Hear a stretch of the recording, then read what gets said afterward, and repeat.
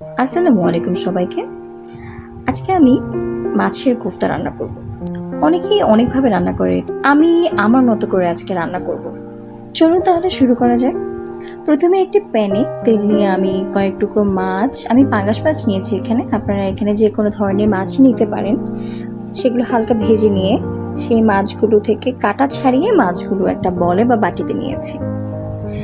তারপর মাছগুলোতে আমি হালকা পেঁয়াজ, মরিচ, আদা বাটা, রসুন বাটা আর সামান্য পরিমাণে লবণ ব্যবহার করেছি।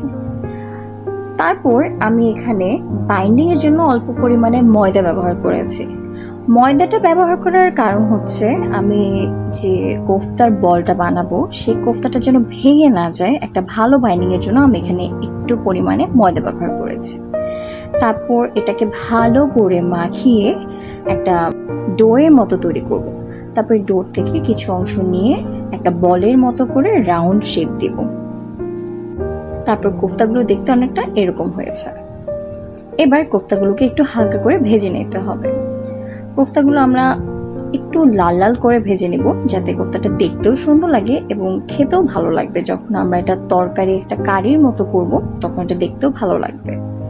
তারপর আমরা কোফতাগুলো ভেজে নিলাম। এবার কোফতাটার কারি তৈরি করার পালা।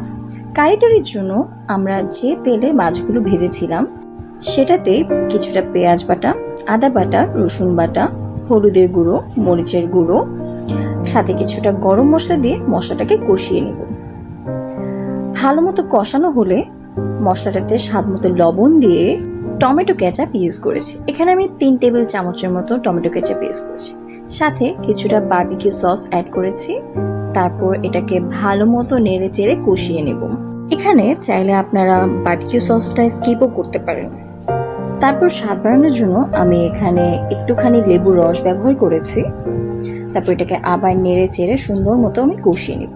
এবার আমি যেটাতে পেঁয়াজটা ব্লেন্ড করেছি সেই ব্লেন্ডারটা ধুয়ে আমি পানি দিয়ে দিয়েছি। এবার মশলাটা আবার কষিয়ে এখানে আমি যে ফিশ বলগুলো বানিয়েছিলাম সেগুলো দিয়ে দিয়েছি। কোফতার কারিটা মাখা মাখা হয়ে আসলে আমরা চুলাটা অফ করে দেব।